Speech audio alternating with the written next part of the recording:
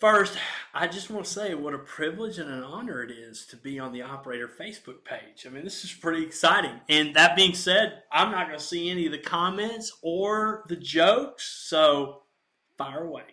Um, Seriously, I'm here to leave a message, and I'm doing so because about a year ago, Will Sims said, Shane, if there's ever a time when you feel like there may be something on your heart you want to share, and maybe you don't have the platform to do it, would love to make available the Facebook page to do that. And I just appreciate the opportunity, Will. So thank you so much. I'm going to make it as quick as I can, but I do want to talk about really three things. I want to talk about hope, encouragement, and clarity. And I want to talk about hope in the future. I want to talk about the encouragement around what we're going to get to do together. And then I want to talk about some clarity around some of the conversations that we've been having in light of the situation that we're in. So let's just begin with hope. Recently, someone reintroduced me to the scripture verse in 2 Timothy 1:7, where it says, "For God has not given us the spirit of fear, but of power and of love and of a sound mind." And when I think about all the incredibly intelligent people at Chick-fil-A, how we tackle problems, how we tackle opportunities, man, we're just wicked smart in regards to how we work together. And I think in many regards we're the envy of a lot of businesses out there because of the way that we approach the business. When I think about the power of our brand and what you've done and what your teams have done to create these experiences, these remarkable experiences that customers not only trust, but they love. And when this is all over, they're going to come running back. And I can't wait for that. And then I think about the care or the love. I think about the care that we show for each other, the care in which you care for your team members, and the care that they show each and every day to their customers. And so it's pretty powerful when you think about the combination of these things. And so I just want you to know that there should be a lot of hope in our future. There should be a lot of hope in what we get to do as a brand, as one of the most recognizable brands in America. And I'm confident that we're going to get through this. So I want to be specific to mall and inline operators. I can't imagine what you're going through right now, honestly. There's really nobody that can imagine it unless they're in your shoes. The closest thing that maybe some of us have would be previous experience as an operator in a mall. I mean, I look back on my experience back in the early 90s. I was the operator at Sunnyvale Town Center. And I can remember nobody really knew what Chick-fil-A was. I don't think anybody cared. I mean, there were afternoons where it was just me and another employee working. And unfortunately, that other employee was my son Joseph, who was only one at the time. And he was in one of those walkers rolling around the back of the kitchen, not exactly safe. But we were doing like $900 a day. We had 13 employees. I mean, it was so rough. It was so hard. We didn't make money for like 2 years. All that being said, it pales in comparison to what you're currently going through. I just can't imagine it. And I want you to know there's hope. We've put a team of people together, led by Scott Mason, who I would call him the master sergeant of malls and inlines. He's got a team of about 15 people. They're talking about everything, and I mean everything. Everything from rent abatements to CAM concessions to curbside ordering and what we could do to maybe setting up a dark kitchen, to limited hours, limited menu, whatever it takes for you to see some viability in that opportunity and to potentially thrive. Because we want to help you get through the season that you're in.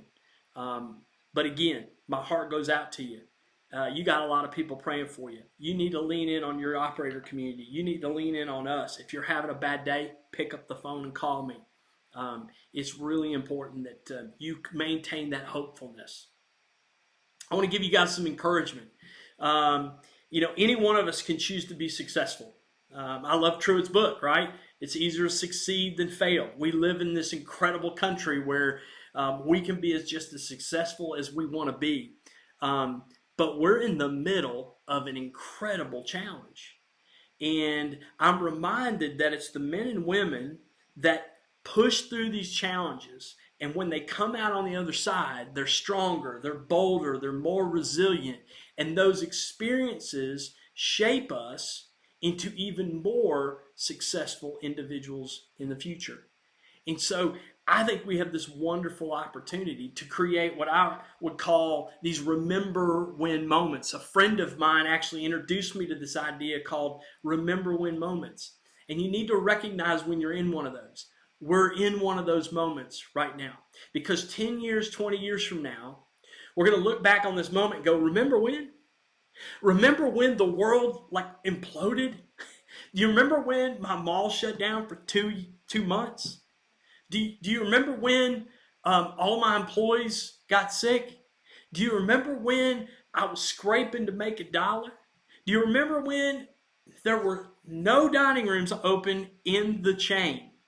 It's hard to imagine, but we are going to have these remember when. Remember when I went from being 20% up to 30% down in 2 weeks? Remember when.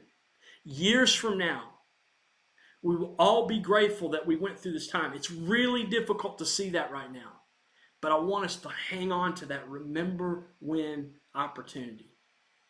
And then third, I want to provide you some clarity.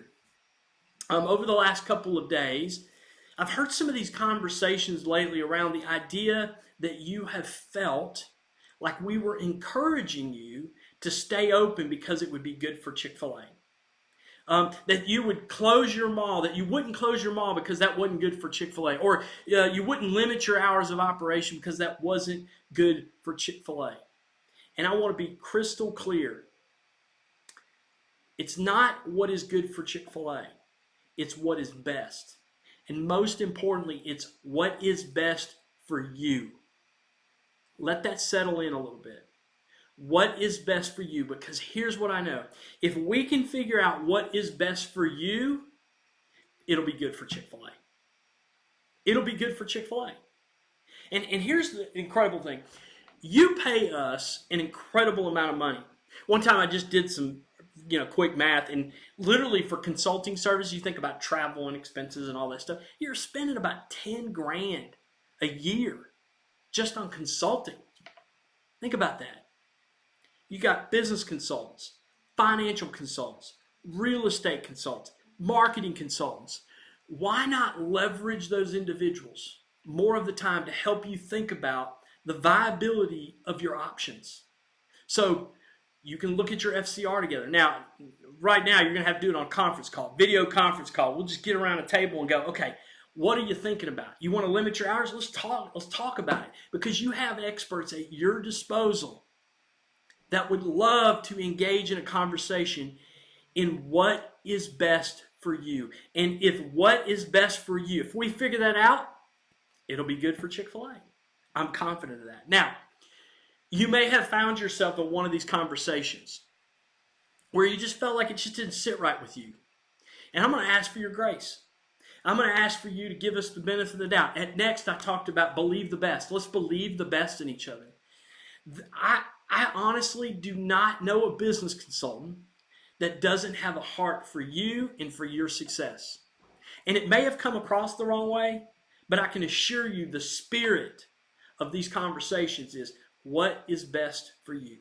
Because whatever is best for you, it'll be good for Chick-fil-A. So, in the spirit of that, I want to encourage you. Text us, call us, email us. Let's conference call together. Whatever we got to do. If you're working on a challenge right now, and I can imagine you've got a list of challenges you're working on. You want to add a 4th drive-through to that parking lot? If you want to figure out if you're in the mall and you think, you know what, I'm closed right now, but maybe the mall manager will let me reopen and run carry out, we'll figure it out together. We will figure these things out together because here's what I do know. We are best when we're working together. No doubt about it. We are best when we're working together. And so I want to say thanks. I want to say thank you from the bottom of my heart in the partnership. Somebody said, man, it's this hard. I'm like, man, it's invigorating. It is one of the hardest, most difficult challenges I've ever been in. And I'm having the time of my life. And the reason I'm having the time of my life is because of this, because of what we get to do together. I wish we weren't going through this.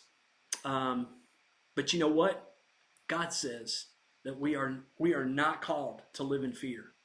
but in power and in love and in sound mind. So let's do this thing together. Thanks for letting me join you tonight.